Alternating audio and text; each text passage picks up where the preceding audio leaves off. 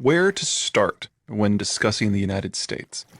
With the fact that the Americans inherited the best lands in the world for a very low price in terms of blood, treasure, and time, the fact that within North America there are barriers that separated the early Americans from rival populations in Canada and Mexico, that the territory of the United States is better suited to deep water navigation than even Great Britain, and better suited to industrialization than even Germany, that throughout the 19th and early 20th centuries, the Europeans were so studiously building toward their wars of self-annihilation that they had little attention to spare for the young country that would so soon eclipse them. But while these advantages are indeed overwhelming from a global perspective, they are actually secondary. There is another factor in play that all but dictates the United States' global dominance: its waterway network. The Mississippi is the world's longest navigable river. From this point on, the term navigable river refers to rivers that can handle drafts of 9 feet for at least 9 months of the year.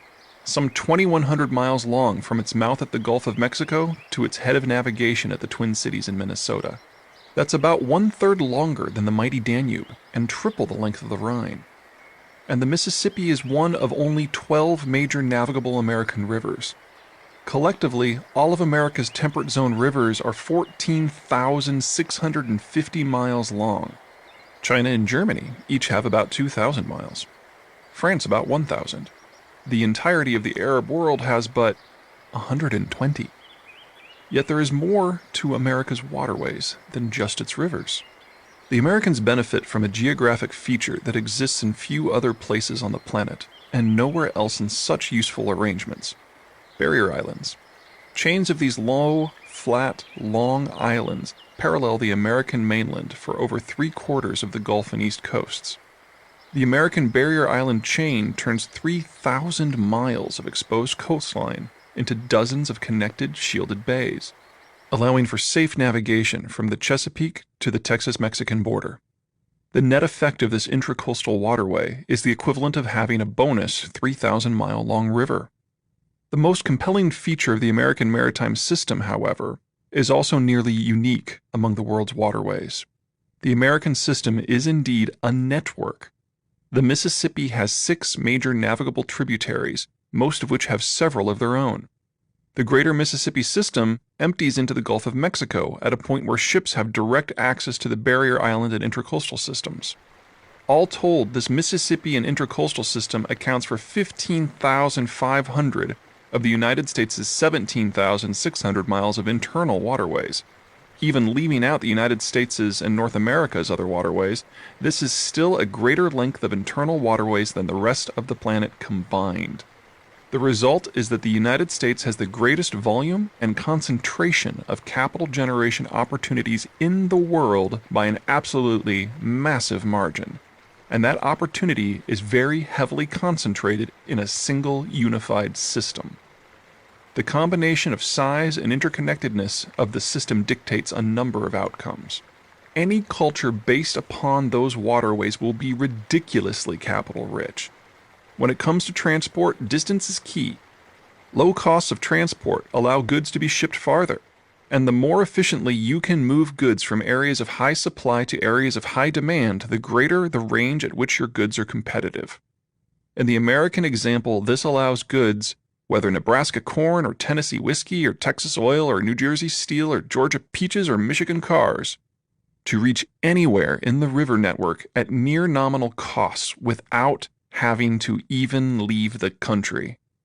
The sheer volume of those extra savings makes the United States the most capital-rich location on the planet, and that money can be used for whatever Americans or their government want, from iPhones to aircraft carrier battle groups. One of the things that the Americans have traditionally not needed to spend that money on is artificial infrastructure.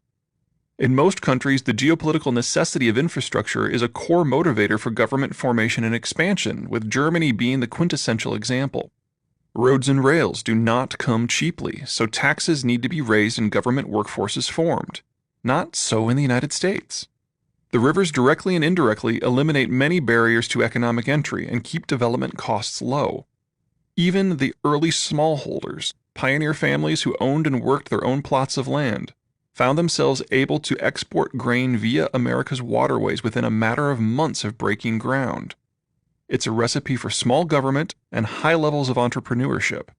It also means that as the United States developed, it was able to lay rail and road networks to supplement its pre-existing river network, as well as open up new inland territories that lacked maritime transport options.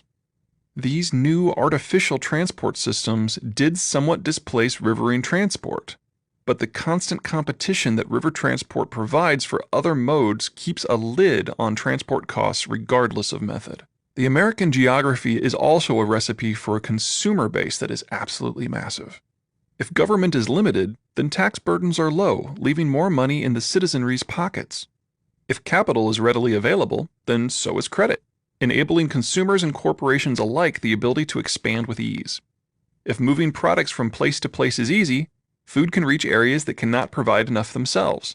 It thus makes sense to specialize, and specialization steadily improves education, output, and income levels. The more people specialize, the larger, more sophisticated, and interlinked the economy becomes. The United States is far and away the world's largest consumer market and has been since shortly after the Civil War. As of 2014, that consumer base amounts to roughly $11.5 trillion. That's triple anyone else, larger than the consumer base of the next 6 countries, Japan, Germany, the United Kingdom, France, China, and Italy, combined, and double that of the combined BRICS, Brazil, Russia, India, and China.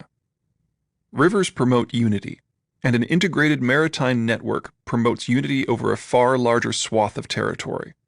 Low-cost transport encourages economic and social interaction along the transport routes.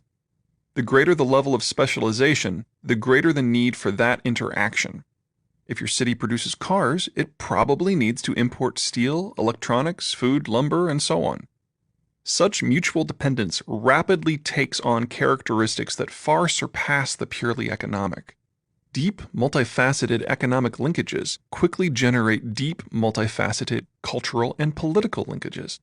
With the most robust, naturally occurring infrastructure, it should come as little surprise that the United States enjoys one of the strongest national identities of the major powers.